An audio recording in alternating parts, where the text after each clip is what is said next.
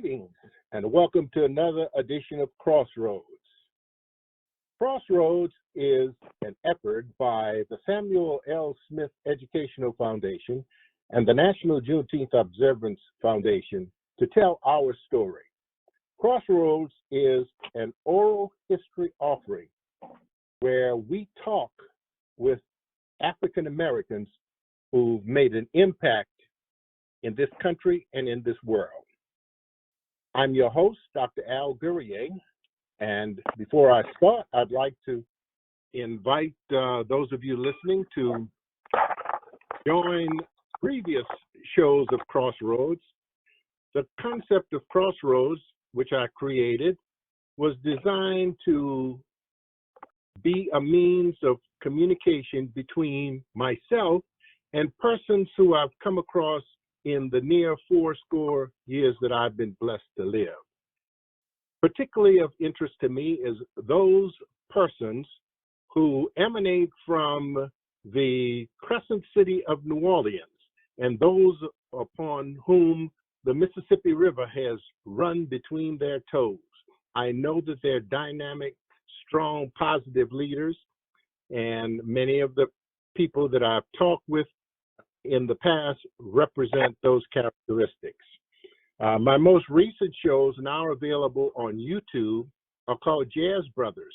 The first, it's a series of 3 shows. The first with my brother Mike Gourrier, known as Mr. Jazz, and just in a general discussion between my brother Michael and I, we began to realize the significant contributions that the Gourrier brothers and the Gourrier family had made to the promotion of jazz in the New Orleans area. So if that's something that might be of interest to you, I would encourage you to look up our Crossroads Jazz Brothers 1, 2, and 3, a very interesting story about a New Orleans family and their contributions to jazz. Today, it's my pleasure to chat with a young man that I've known for many years, a gentleman who's lived in New Orleans and has made significant contributions to uplifting the youth of New Orleans. As a matter of fact, I first met this young man when, maybe 5 of my 7 children were in elementary school. And I had the pleasure of participating in a presentation he made to a local organization there. At the time, I was the president of the New Orleans Association of Black Social Workers, and he made a presentation to our organization, and I was so impressed with his presentation, which included an invitation to bring youngsters to his school. I took all of my children to his school, and then decided to stay and participate as a student myself. So without further ado, ladies and gentlemen, I'd like to introduce to some and present to others the articulate poet, writer, humanitarian, and leader among us as African Americans, Habibullah Saleem. And he's not mean, and he don't eat no pork and beans. Thank you, Dr. Gourrier. Thank you very much. Dr. Gourrier, I want to first of all give praise to God, give praise to the Creator, because he said, I breathe my breath into you, and therefore you become human beings. And so we want to thank the Creator for the breath of life, and so many people are misusing the breath of life. However, you, Dr. Al Gourrier, did not misuse your breath of life. You're making the maximum, you're getting maximum benefits out of your breath of life. And I really appreciate that. You've been a long-time friend, your whole family, all your children, the ones that you allowed me to teach, and they're doing such a wonderful job. Hopefully by the time we get off of this show, I would like for you to just say to the audience some of the things that your children have accomplished so far, because I'm just impressed to know that they're so involved and so connected with the progress of society. So thank you once again for allowing me to come on the show. And I want to say Today I'm here as a special guest, but I want you to know that you are the best. You listen to me well as you bring me the facts. Now get the knowledge and don't turn back. Let us learn to write and learn to read, because one thing for sure, we will all succeed. My name is Habibullah Saleem, and I want you to know Al Gourrier has always helped me maintain my self-esteem so we can complete our dream and continue to function as a team. Thank you, Dr. Al Gourrier and family. Good. You'll have to send me that in writing. And your first request of me, I'm so excited and elated because I've got to share this with you. In your class was a son of mine named Al Gourrier. We called him Sonny. Well, today I received notice that Al Gourrier, Professor Al Gourrier, my son, has been named a Fulbright scholar. Wow. So we're very happy in the Gourrier household, and of course, I'm a disciple of Morris F.X. Jeff, who told me that our children are a message we send to the future. So for those who are listening who are parents, if you want to send a message to the future, then you be sure to instill that message in your children through education. And that was a message I instilled in my children. And while I'm very happy and proud of Al, all 7 of my children have master's degrees or doctorates. And if we have some time this morning, that's a whole nother story I'll be happy to share with you about the success of my children. But today, we want to talk about the success of Habibullah Saleem. And one of the first efforts that Saleem undertook in New Orleans was an effort to promote a very innovative and creative process that he had helped to establish, and it was called action reading. Tell us a little something about your action reading program. Action reading deals with the natural environment or the natural learning environment of young people at a very early age, as early as 3 years of age, and sometimes younger than that, because we want to start with them as early as possible. So that instead of saying, just A, B, C, D, E, F, G, matter of fact, I tell people, I say A, B, C, D, E, F, G. What they did to you, they did to me. So it's the phonics. The phonics is A is the name, and A is the sound. B is the name, and B is the sound. C is the name, and K is the sound. So we learn the sounds of the alphabet rather than just the names of the alphabet. So the name is one thing, but the function is another. So we take a word like, let's take a word like fantastic, and we can go, fantastic. F and T, aster, ik. Sound it again. F and T, aster, ik. Slide it. Fantastic. Word, fantastic. You are what? Super fantastic. Who are you? I am super fantastic. Beautiful, beautiful. So the whole idea is to reach them and teach them based upon the learning styles of that child. And you heard me say, slide it. That's talking about the park, when they take the children to the park and they slide down the sliding board. So you want to talk about what they're familiar with. Slide it. Not blend it. Slide it. Anyway, when you speak their language, they will achieve much easily, much rapidly, and they will not lose it, because you could take Michael, Adam, and Paul. Use Michael, Adam, and Paul, and we have map. Michael, M. Adam, A. Paul, P. Sound it. M, A, P. Slide it. Map. Word, map. So with Michael, Adam, and Paul, 3 of the most disruptive youngsters normally in the classroom, but we made them so popular that they forgot about being disruptive, and they became the map of the classroom. Michael, Adam, and Paul. And so we code it and decode it. We sound it, and next thing you know, we're well-rounded. We're well-rounded in education. So I wanna just say this, Al, right quick, with the youth and motivation. It says, setting the example, inspiring our youth, highly motivated to always produce the best of education, committed to learn. African Americans, flexible and firm, achieving every day with appropriate balance, racing to the top, understanding the challenge, developing the future to determine to pass. Our youth of today, thoroughly first class, striving to be prosperous with focus and aim. A life of liberty without any shame, degrading one another, never in the plan. Abolishing regression, justice, and demand. Youth and motivation skillfully presented. Violence and crime constantly resented. Perfect attendance every day in school. Youth and motivation, obeying all the rules. Obeying all the rules. Called youth motivation. Okay, so ladies and gentlemen who are listening, if you notice from the outset, I didn't ask Saleem to say a poem. Because over the last 40 years, and as recently as a few days ago, when I talk with Saleem on the phone, he's always got a poem. This man has actually written books of poems.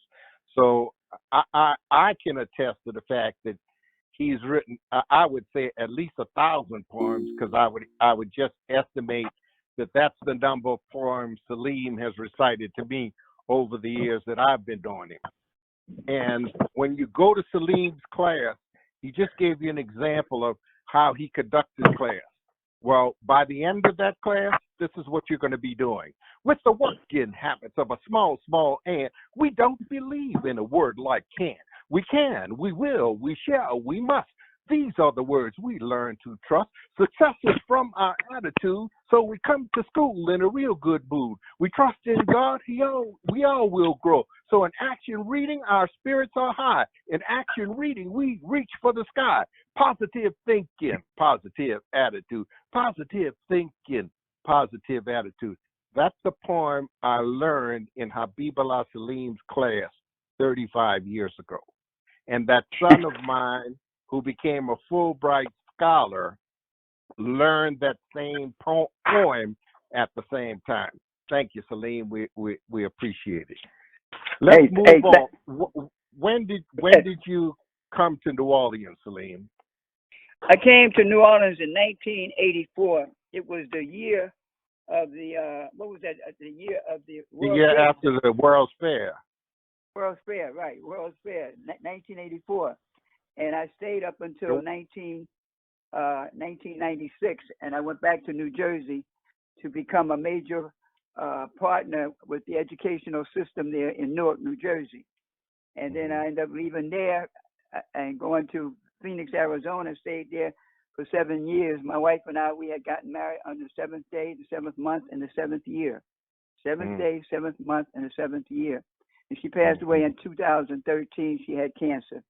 But anyway, I moved back here because I recognized the damage that had been done by Katrina.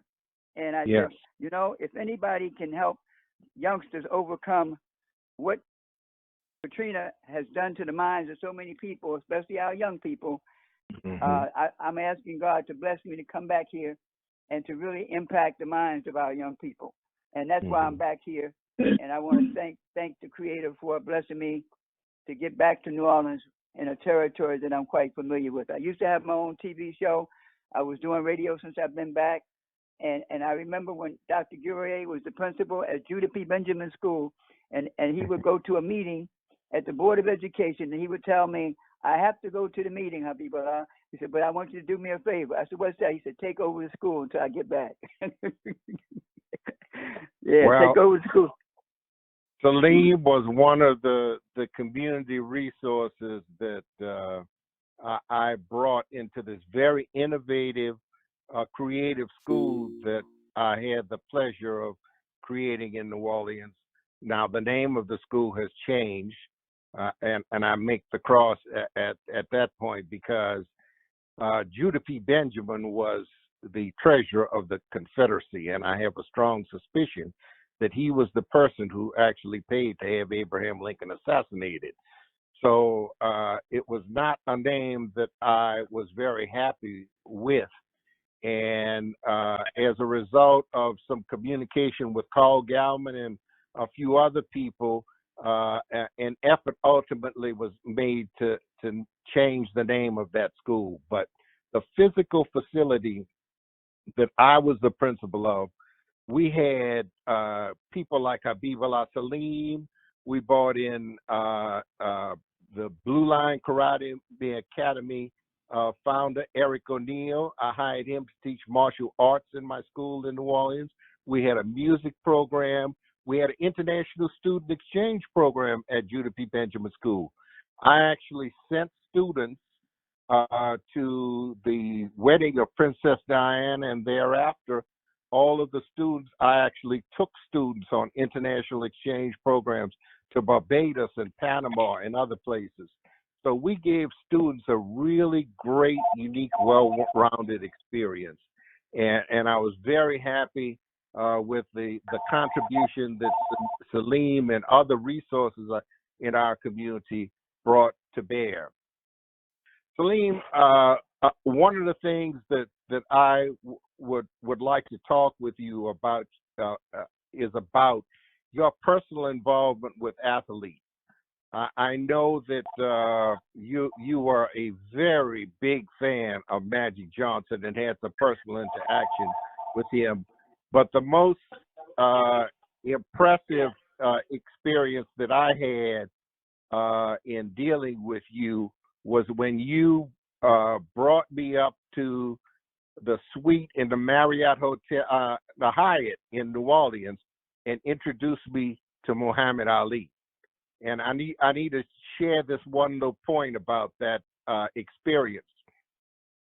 While we were sitting there talking to Muhammad, he asked me if I had a dime, and I just happened to have a silver dime in my pocket. And I took it out, and he said, "Give it to me." And I gave him the silver dime, and he put it in his hand. He just turned his hand over without any unusual movement. And then when he opened his hand, that dime had become a penny.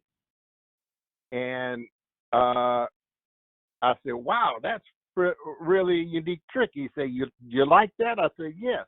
And he said, "Well, I'm going to show you how I did it."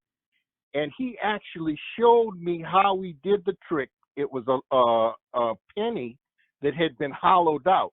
So when I gave him the dime, he just put this fake penny on top of the dime. And he gave me that fake penny. And I still have it to this day. It's one of my most prized possessions from when you introduced me to Muhammad Ali. Were you involved with other athletes? Yes, and I want to say to you that that example was an example of how easy it is for us to receive a fake educational curriculum, a fake life, fake ideas, all kinds of, as Donald Trump says, fake news. So we want to make sure that we don't end up falling into those kinds of tricks whereby we end up doing the moonwalk or the electric slide in a backwards manner. So we want to keep going forward. That's most important to us. Now, I also had the opportunity to spend a lot of time with Magic Johnson.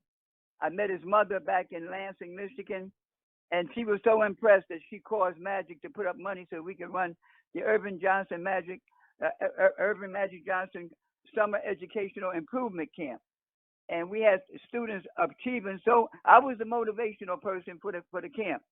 And we did things like the Lakers, the NBA champs against the Boston Celtics. The Lakers put the clamps. Magic to Cooper and then to Kareem, the big sky hook as the fans began to scream. Now Worthy down the side as the ball stayed in bounds. Magic to the hoop with great profound. Another fast break and then came the shot. Another 2 points made by Scott. Ramos and Thomason. What a great day. The Lakers beat the Celtics because they knew how to play. And so like a letter with an airmail stamp, when we learn to go to class and pay attention, then we can also be a champ in the classroom, like Magic Johnson was on the court. Muhammad Ali was a champion in the ring. Let us be champions in the classroom. The classroom. And you know what I like about the classroom? It's talking about the class of the mind. Very classical, classical, the class of the mind. First class. When you ride on the airplane, isn't it a big idea when you can ride first class? So we want to be high off of education and ride first class. So you didn't tell me how you got to be a teacher of Muhammad Ali, because I saw your interaction with Muhammad, and he saw you as his teacher. How did you develop that? What happened was Muhammad Ali being Muslim and me being Muslim. I found out while I was principal of the school in Camden, New Jersey, Muhammad Ali had his children right across the bridge over in Philadelphia. And Ali was such a unique individual.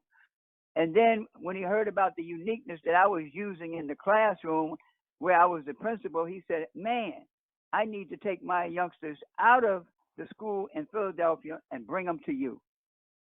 I said, what? He said, I'm going to take them out and bring them to you. And we were doing things like lifesavers, that's what it's all about. Lifesavers, that's what it's all about. Look, I for, look, I for, look, I for. Lifesavers, that's what it's all about. And the lifesavers have 5 different flavors. 5 different flavors. And I said, that represents the 5 senses of the mind.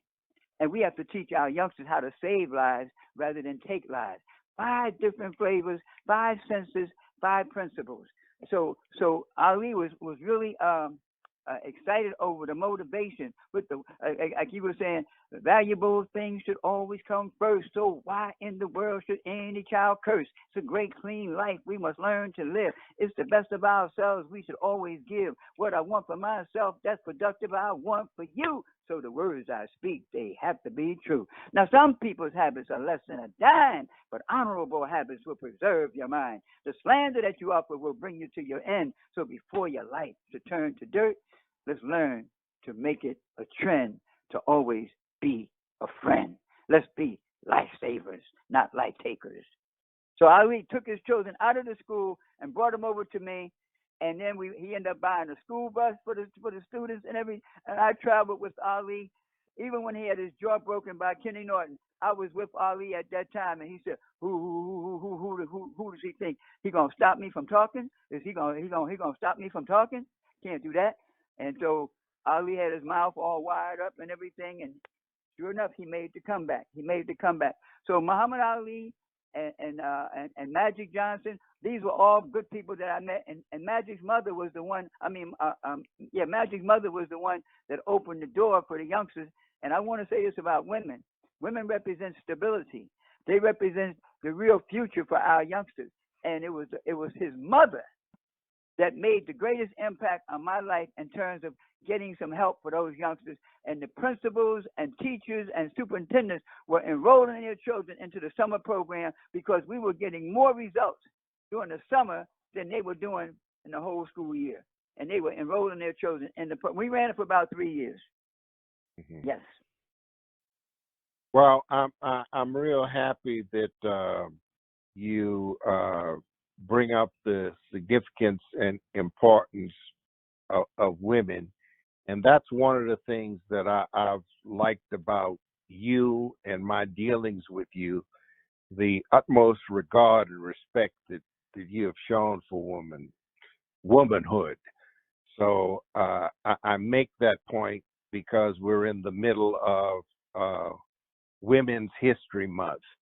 And tell me some of the historical women you might have been involved, come in contact or work with as an educator as you cross this nation. Well, we did acts of kindness out in Dallas, Texas, and we had 15,000 youngsters in the Dallas arena. And I was living here in New Orleans at the time, and they sent for me to come and motivate and inspire those 15,000 youngsters. And believe it or not, man, it was an exciting thing for me. Number one, to be in the same arena with Dr. King III, and more than that, in terms of the women or the woman, was Rosa Parks. Rosa Parks was there, and we ended up taking a picture together and everything. 15,000 youngsters, and we had acts of kindness every day. Every day, 7 days, we did acts of kindness. We stayed right there. They paid for my expenses to come there, and I was in the boxing ring, and they let that microphone come down, and I did my poem on acts of kindness, and it was a extraordinary event. We had church events, we had neighborhood community events, we had all kinds of social activities, and showing what it meant to be kind. And we took the word brain. I got up and spoke one night, and I was talking about the word brain. That in the word brain is the word rain. They said you're not a brain until you learn to reign. You're not a brain until you learn to give back. You're not a brain until you learn to be kind. And that's why I appreciate so much the freedom of the mind, as you said, Juneteenth, the freedom of the mind, to come out of the shackles, to free up our minds so that we can be kind. Free up our minds so we can be kind. And so I had prepared for you. You wanted me to say something about Juneteenth, right? But again, I want to relate Juneteenth. When I relate Juneteenth, when you want me to do it, I want to relate it to the woman giving birth to our freedom. The woman giving birth to our freedom. That's a good point, because I'd say about a month ago. As a matter of fact, I think it was just before Valentine's Day. We had a very long conversation about love, and I was very pleased with that discussion, because I shared with you I was in the process of preparing a presentation to Juneteenth. Has a class called Juneteenth 101. It's a podcast held each week that's designed to promote the concept, philosophy, and actions of Juneteenth to the community. The podcast is hosted by a young woman, Dr. Sade Turnipseed, out of Jackson State. And in February, I was invited to make a presentation on love.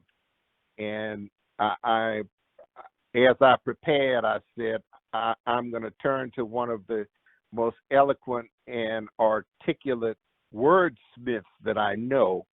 And that's when I called you, and we had this big conversation about love. And I had intended to say in my presentation that there is no more significant or potent knowledge that you can acquire in life than knowledge of self.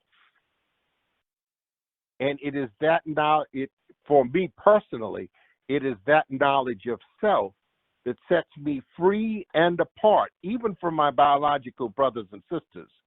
But what I say to my students and the young people who work with me in my mentoring program is that you have to know yourself, because only in knowing yourself will you truly be able to love yourself.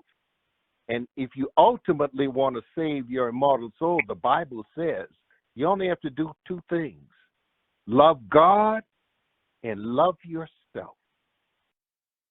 And of course, quite often I get, oh no, that's not what it says. Listen, it says love yourself, because if you do not love yourself, you are incapable of loving anybody, any neighbor, anybody, if you don't love yourself. So what we must do as human beings is to begin to learn to love ourselves. And that's the first step in saving our immortal soul, loving God and loving ourselves. And I shared that with you, and you had a really profound response. And I'd like you to respond today to, if you can recall, what you shared with me about love at that time. Well, the one thing that comes to my mind right away about love is, number one, the main thing is that there's something missing in the word love. The word love is spelled L-O, and then it says V-E. But when you pronounce the word, you hear a U. Love. L-a-v. L-a-v. So the only thing that's missing is in the word love is the letter U. Why don't you love me? And why don't I love you? And why don't you love yourself? We love ourselves, but we have the big self. There's a little self, there's a singular, and there's a plural. Many of us are so selfish that we only love the little self.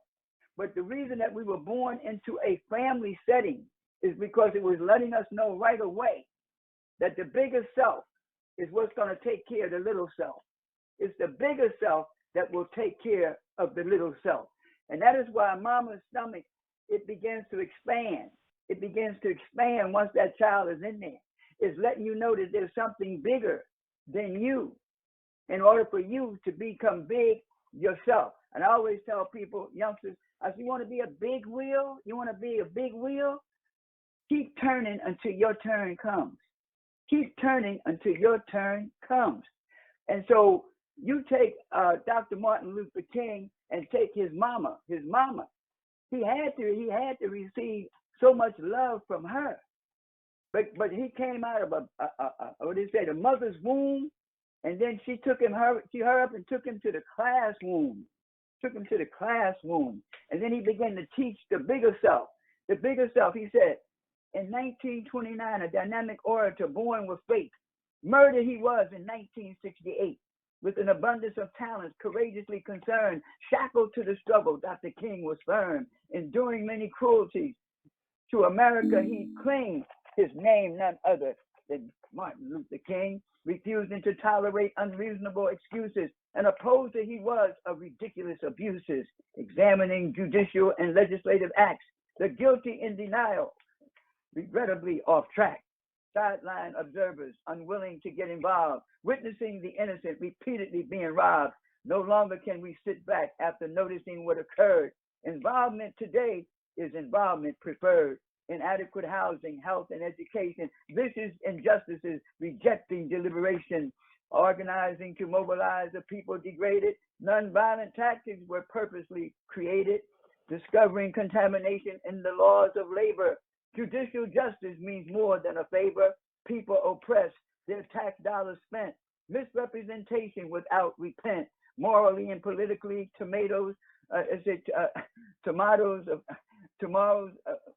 many of hate, whatever. I don't know how I got this tomatoes in here. Tomatoes hate. Dr. King's perception for the innocent to escape. Establishing alliances exclusive of fear. Initiating the question, where do we go from here? Extraordinary patience with significant vision. America the beautiful with ugly decisions. Once impossible for the innocent to vote. Hungry for power, the oppressors would gloat. Water hoses, dogs, garbage cans, and sticks. Racism embedded in those who were sick. Oppressors as victims seeking power and greed. Yet Dr. King wanted America to achieve. Failing to appreciate diversity as a cause. Today with understanding, we can overcome such flaws. Overcome such flaws. Born from his mother. Where are you from, doctor? I'm from my mama. Where are you from? I'm from my mama. I'm from my mama. Dr. Martin Luther King by Habibullah Saleem. And it's called Where Do We Go From Here?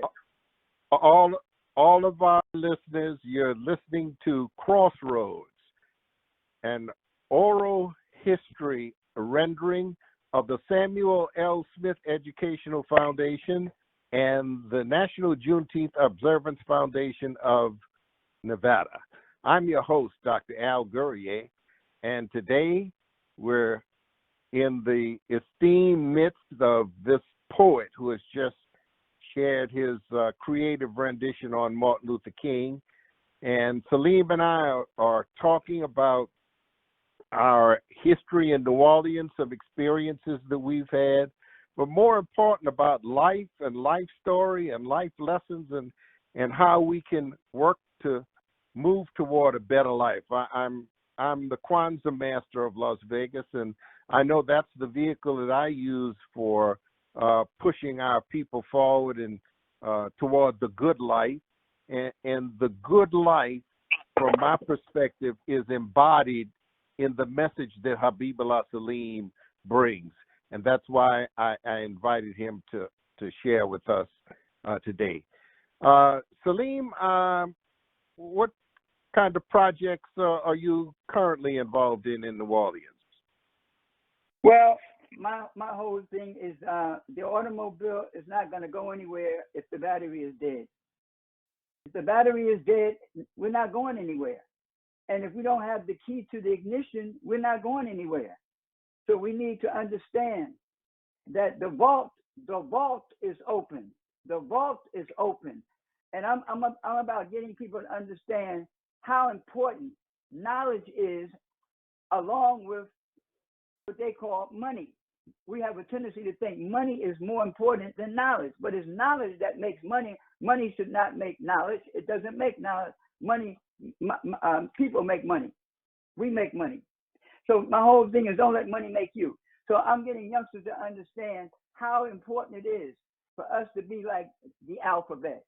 The alphabet, all the letters are connecting. All the letters are connecting with each other. All the letters have agreed to share with each other. So if we want to make a word, the letters will say, hey, you can use me. You can use me. Say, do me one favor. I said, what is that? They said, don't misuse me. And I remember a youngster, and I'm so happy that he was able to express himself. He was in the classroom, and the teacher said to him, I want you to see all the people on the wall. And they showed him like Rosa Parks and Dr. King, and they showed him Malcolm, Elijah. They showed him all the different people over a period of time. And the teacher, the little boy said, what is that about? All those pictures up on the wall like that. And the teacher said to the youngster, I want you to be just like them. And the little boy said, I don't want to be just like them. And the teacher said, why don't you want to be just like them? He said, because those people are dead. Those people are dead. He said, why don't you put my picture up there, Joanne's picture, all of the other students' pictures up there, because we are alive. We are the live Dr. Kings. We are the alive Malcolms.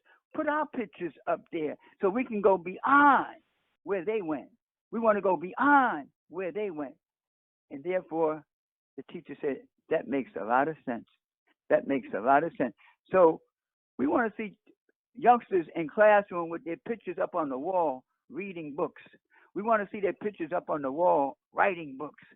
We wanted them subtracting and adding, subtracting stupidity and adding intelligence. We want them to be the Hank Aaron of the classroom. We want them to be the Jim Browns of the classroom. And all the women athletes that's out there achieving, we want them to become the mothers of the classroom, mothers of their children in such a way they make the Hall of Fame. And the word that I'm very much concerned about in terms of our youngsters, the word is called responsibility. Responsibility. Responsibility is about not breaking the rules or disciplines of natural God-given character and behavior. Many people claim they want and deserve freedom, yet unwilling to include the responsibility that comes with the duties of freedom. We must not consider ourselves to be free to be dumb. It's about free to be intelligent, free to be responsible. In every game of sports, every member or player has a responsibility in order to become champions of the game, and in this case, champions of life, champions of Juneteenth Independence Day legislation. It say the legislation requires a commitment to education, a commitment to health, a commitment to music, a commitment to art, a commitment to technology, and more, to make sure we establish a better life for all. Life requires effective human growth and development with balance as the fundamental principle. One of the key things we want to know when we go to the bank, we want to know, what is our balance? What is our balance? What is the balance? Again, balance requires responsibility. In other words, money without morals is a road to failure. Freedom without morals is the road to failure. Balance has to be established, and being responsible is a must and a plus. And according to the dictionary definition, and in the word definition, you'll find the letters in there, IDIOT, idiot. Those letters are in the word definition. If you don't know the definition, you can easily become an idiot. It says the definition of the word responsible relates to obligation. Obligation, it means legally or ethically accountable for the care of and welfare of self and others. It involves personal accountability or the ability to act without guidance or superior authority, capable of making moral and rational decisions on one's own and therefore answerable for one's behavior, able to be trusted or depended upon for sound judgment and sound, sober thinking. And remember, in the word sober, we find the letters R-O-B, rob, and we'll also find the letters S-O-B, sob. Rob means to take the property of someone illegally. You know, we drink alcohol, we're taking the property of our own self. We're taking our own property. When we put the cocaine in our bodies, we're taking the property away illegally. When we take cocaine and heroin illegally, when we smoke ourselves to death illegally, we're stealing our own property, and we want to get upset when somebody else takes our property. It occurs when one is not aware, alert, and by all means when one is not sober. The word sob means to weep, not breathing properly, unhappy, feeling miserable, feeling mistreated, or loss of dignity and integrity. And I want to close this by saying sobbing due to the robbing, but not by not thinking as a sober person. The road, they say, we have to be, I talk about the crossroads, and it's no longer a jazzy situation or a jazzy pleasure. We end up in the black. When we end up lacking because we have lost our sober backing, we end up packing. Packing what? Guns. We start carrying a weapon of violence rather than a weapon of compliance. We end up following the disciplines of gangsters, the disciplines of criminals. We lose our balance of moral dignity and integrity. And before we get off of this show, I want you to know I reached the point of Juneteenth. Juneteenth and the future of African Americans to grow with dignity and balance. We have to have that responsibility. Now, let me just read this. Let not the darkness of the past prohibit our vision. Juneteenth for prosperity, an honorable decision. Galveston, Texas, 1865, the day of liberation. Juneteenth, a day of celebration. Disheartening atrocities to remember and reflect. Now today, an opportunity to correct, upgrading our morals, dignity, and pride, no longer permitting a painful divide. Many slaves back then showed unity and respect, making the sacrifice to accomplish what's correct.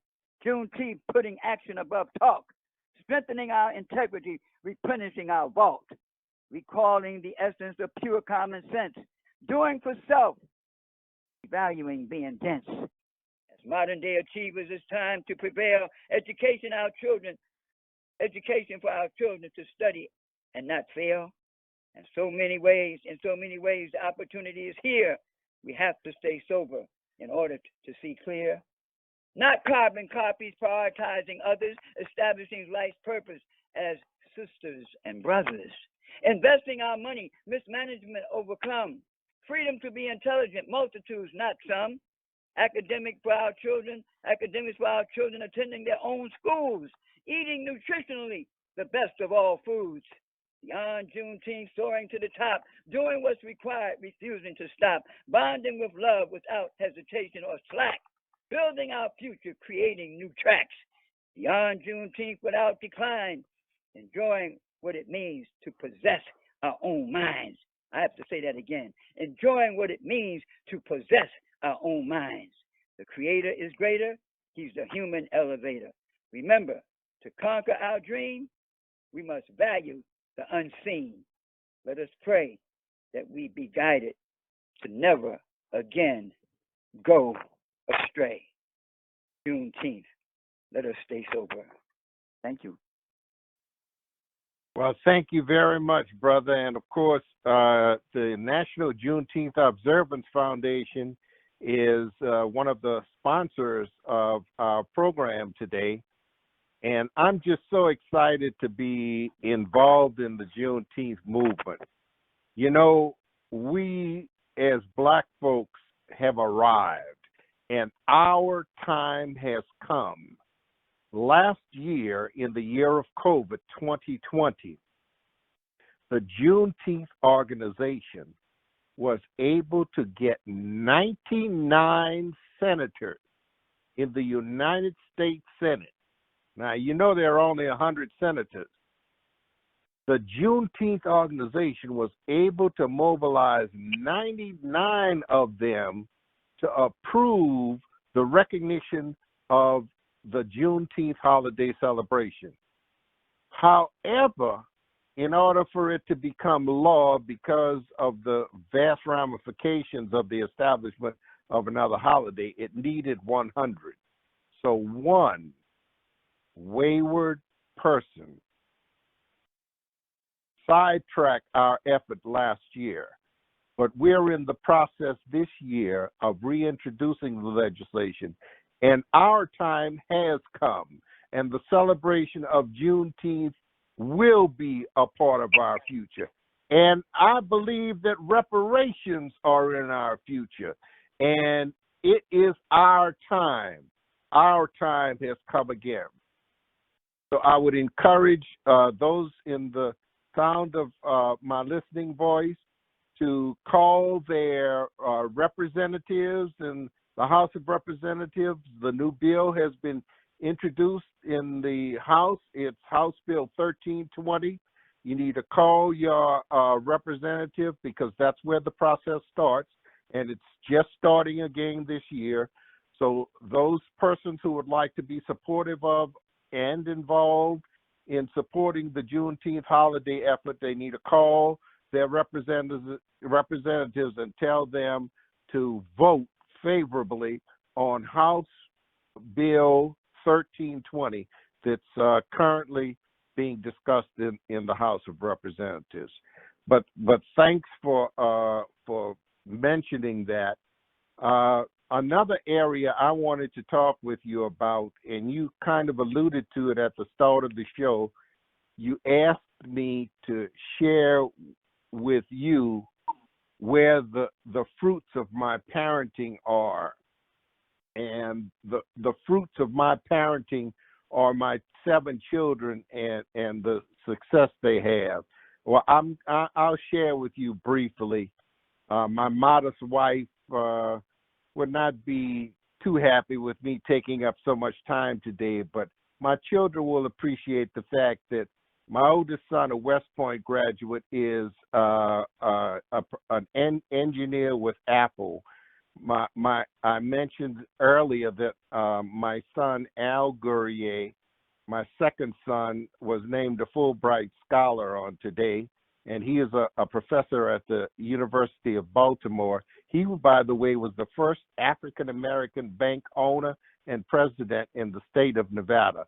My daughter, Lisa Williams, is married. She has 3 children, and she manages an office of the United States Social Security in the Houston, Texas area. My son, Kai Gourrier, has had a distinguished career as a teacher and coach here in the city of Las Vegas. As a matter of fact, in his high school, he coaches 3 sports, and he's won state championships in at least 2 of them.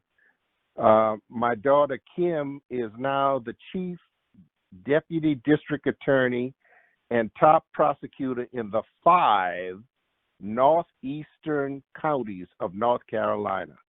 My son, Ricky, who has started his career in the office of Harry Reid in Washington, D.C., is now a very prominent lobbyist in the state of Nevada, and has worked with me in helping to establish the Samuel L. Smith Educational Foundation, which is another of our supporters.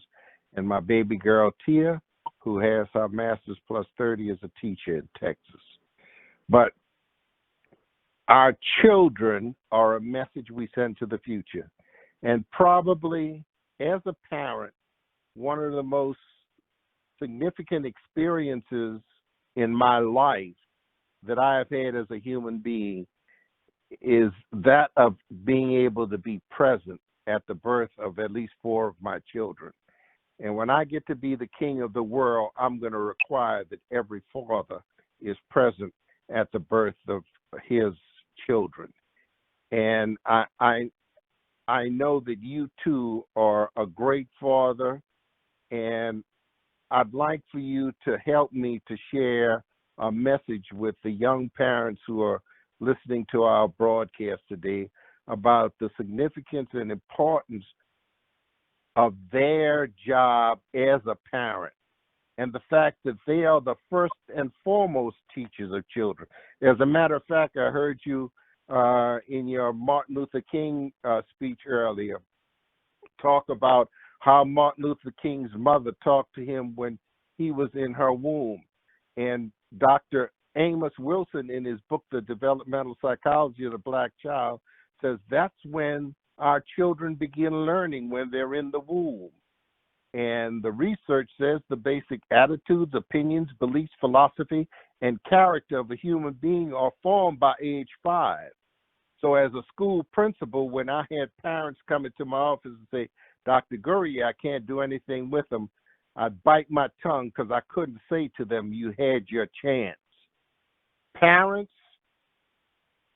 what your children are, as far as their character and their foundation is concerned, is instilled and established by age 5. And what happens to your children at age 5? They go into the world. So, Saleem, help us help the young parents who are listening to us today. I know it's an area we're both interested in. The word parent, it begins with the letters P-A-R. P-A-R. So in order to be up to par, right behind the word par comes the word rent, R-E-N-T. It said parents have to pay the rent. And we're not talking about money. We're talking about parents departing and passing on into the minds of our youngsters, and or actually in their an environment for human growth and development. And the word parent, it has in it S-T-E-R-N. Those letters are in there. We have to be stern as parents and pay the rent. Like I said, we have to pay the rent. And then we have the word star, S-T-A-R. I love that word because when things get dark in our life, some of us have a tendency to run away from the responsibility of raising our children. And so we have that word, as I said, par. Parents, you want to be up to par? Be a star. Be a star, not only when the sun is shining, but when the lights are out. When the lights are out. Many times the lights go out in our houses and our homes, but the parents are still there nourishing us, encouraging us. And then we have the word, in the word parents, we have the word rear, R-E-A-R. And that means to let us know. It's a rear. Do I have any word rear? Yeah, no, we don't have rear. We have traps. Let me go to traps. T-R-A-P-S. So our parents, their job is to keep us away from the traps of society. And in order to do that, we need to have Hall of Fame parents. I have a whole piece about establishing Hall of Fame parents. Too many, we put up showcases of the athletes and what they've done, but we forget to understand that it was the parent, it was the mother, and the parents that gave birth to those youngsters and caused them to be where they are today. And it's a sad thing. We had a youngster just recently here in New Orleans who was kidnapped and shot in the head. He was murdered. His mother, and he was a student at Southern University. And he had great potential, but someone took away that potential.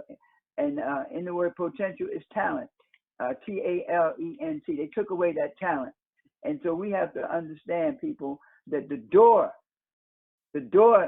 to evil was opened by the devil. The devil opened the door to evil, and he shut the door to righteousness. We have to open the door as parents to righteousness and shut the door to evil. And that's what we have to understand in terms of our parents. Yes, and the word parents, the last word I want to talk about is R-E-S-T. Rest. R-E-S-T is in the word parents.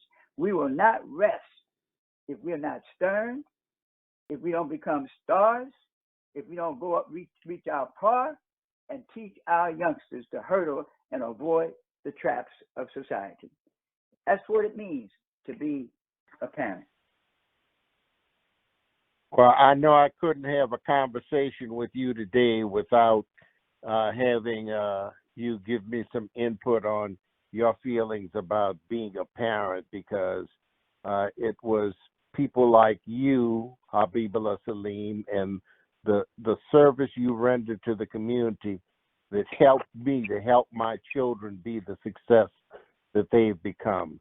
So I want to thank you very much for sharing that, sharing yourself, your expertise, your knowledge and wisdom with us. And as we wrap up our show today, I'd like to give you an opportunity to share with us. So where will we see Habibullah Saleem going in the near future? Well, I'm looking forward to. I'm working towards. I'm open. We have a young lady named Tracy Stewart. She did say she was going to listen to the show, and she's working with me, and I'm going to be working with her. And I love the fact that she's connected with what we call Our Money Matters. Our Money Matters. And our responsibility towards all of our areas of life matters.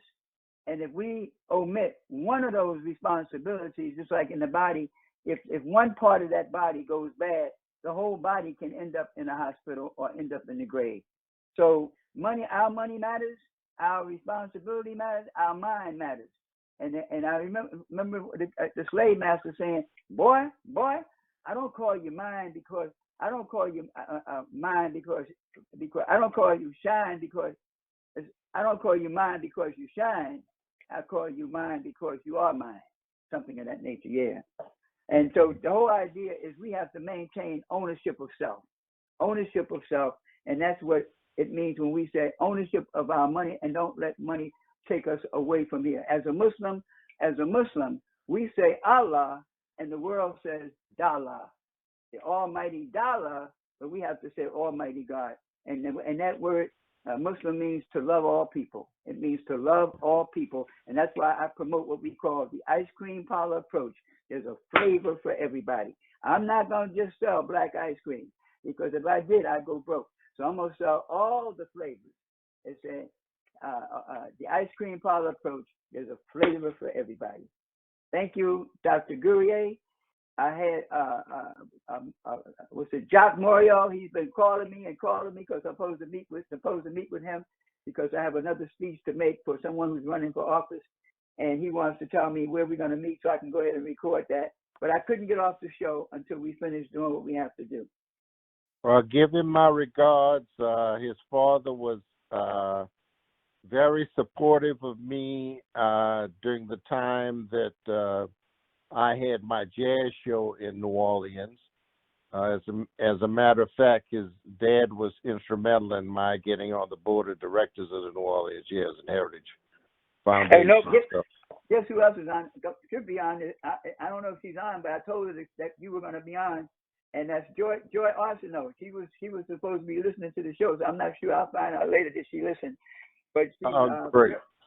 Very much concerned. Well, Joy Arsenault goes way back, and please share with Joy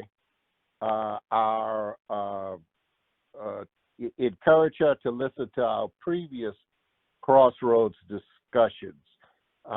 In the last 3 shows, actually took me 3 shows to talk with my brothers. We were from a big New Orleans family of 9 children. We had 2 wonderful parents who made great sacrifices to raise their 9 children. And of course, if you're from New Orleans, you're Catholic, because the Catholic Church permeates everything in New Orleans. 2 brothers got off a boat in 1718 and founded the city of New Orleans. Their names were Iberville and Bienville. And when they got off the boat, the very first thing they did was to build the Catholic Church. And that church still stands today, although it was burned down a few times, but it is still in existence in the St. Louis Basilica, and it is the most prominent structure in front of Jackson Square. So if you see a picture of New Orleans with Abraham Lincoln, wow, that was a Freudian slip, with Andrew Jackson on a raised horse, there are three buildings behind him, the Presbytere on the right and the Cabildo, the first governing house of the Louisiana Territory, on the left. So New Orleans is a great place to live. I and my family, we were educated by the Josephite. My mother and father had 6 boys, and all 6 of us were students of St. Augustine High School. And I say that the 4 years I spent at St. Augustine High School were more character forming than any of the other 30 years that I spent in school working on a terminal degree, which is another word for a doctorate. So thank you very much, Saleem. Hey, Dr. Gourrier. Go ahead. Tell the people how we can still, if anybody missed this particular show, how they can end up still catching the show somehow. How does that happen? All right. Well, as I indicated from the outset, this show is sponsored by the Samuel L. Smith Educational Foundation. It's a foundation that I created here in Las Vegas, Nevada. A very good friend of mine who, in the 30 years that I had been in Las Vegas, had contributed more to the uplift and education of African American people in the West Las Vegas area. That's the area that's predominantly, as a matter of fact, up until the 70s, it was the only place that Black people could live in this community. Well, in the 30 years that I've been here, the person who had done the most to uplift that community, particularly as related to teaching African American life and history, was Sam Smith. He was a fireman. And when he passed, a group of us got together to make an effort to sustain his legacy, which was to improve the quality of life of African American children and hence all children. So we established the Samuel L. Smith Educational Foundation. So how do we capture this show again? This one we just did. How do we capture that? It'll be available on YouTube under Crossroads. All of our shows that have been produced to this point will be available on YouTube, and Crossroads is the title of the series. So anybody who'd like to listen to this show can go on YouTube. The show should be available within 24 hours, and those of you who are familiar with the process of YouTube, there'll be a series of assigned numbers. Those numbers will be available to you, Saleem, within 24 hours. And anyone who inquires, you could just share the address with them, and they could just touch on that address and go right to today's program. Well, I just want you to know that the people here in New Orleans, they have not forgotten you, Al. They love you. And every time I mention your name to someone, they say, "Oh, Al, you know Al?" I said, "Yep, Al's out there in Vegas giving birth to all those people out there. He gave birth here. Now he's somewhere out there in Vegas. He's constantly giving birth out there." Thank you, Al. Thank you for letting me on the show. And I pray that the message that I was able to share, I pray that it benefited somebody. Well, maybe we could talk again sometime, and you could tell our listeners about your famous baseball career and your ambition to be a great baseball player. Maybe that's something we'll talk about the next time we get together. But thanks a lot for your time today. And if you'd like to make a final comment, go right ahead. Well, I just, like I said, thank everybody. And I want to say that Tracy, that she's a wonderful person. I told you I'm working with her, and we're going to do some great things. And all the other, there's a lot of other people here that I'm working with that is going to be, we're going to do some great things for these youngsters. We're going to stop all of this killing here. Thank you very much, Al. I'm going to get out of here. All right. Thank you. Hey, give greetings to all the children and your wife. Thank you very much. Well, I certainly would expect that any contribution you make will be a very productive and worthwhile contribution to whatever community you're living in. Thank you very much for your time today. Yeah, and that name is Tracy Stewart. Tracy Stewart, that's her name. She's a very wonderful person. Okay, thanks a lot. Ladies and gentlemen, you've been listening to Crossroads, an oral history rendition of the Samuel L. Smith Educational Foundation and the National Juneteenth Foundation, National Juneteenth Observance Foundation of Nevada. I'm your host, Dr. Al Gourrier. Thanks to our engineer, Ms. Dee Evans, Director of Communications of NJOF Nevada. Thank you very much. See you next time.